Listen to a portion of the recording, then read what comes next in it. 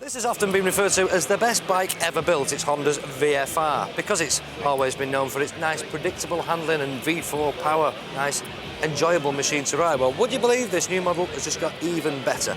Looks a bit different as well, doesn't it? Much sharper styling now, a lot more edges on this and a bit sportier looking, if you ask me. In fact, the only thing that stops it looking like a fully fledged sports bike, if you ask me, is the lack of fancy paintwork and fancy graphics. If you covered that over with fancy paintwork, badges and logos, it'd look every bit as good as your more true sports machines. And also helping to give it this sporty look is this new underseat exhaust system, which looks very futuristic, very space age-like. And also, and I'm speaking from experience now, it does help to give your pillion rider a nice warm bum, which is not a bad thing. And this bike, of course, will be used an awful lot for two-up touring type work.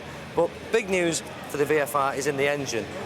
Well, not completely different engine, but very, very different engine. It's been famous in the past for its gear-driven cams. Well, we're now back to a cam chain. They're calling it a silent cam chain. So all the cams are driven by a chain now as opposed to gears in the past. But even bigger news than that in the engine is the Vtec system, because this engine now boasts a very complicated, highly sophisticated Vtec system, which is, as I say, quite complicated. I won't even attempt to explain it fully, but essentially, and in a nutshell, what it does is it allows the engine to run on 2 valves per cylinder at low revs.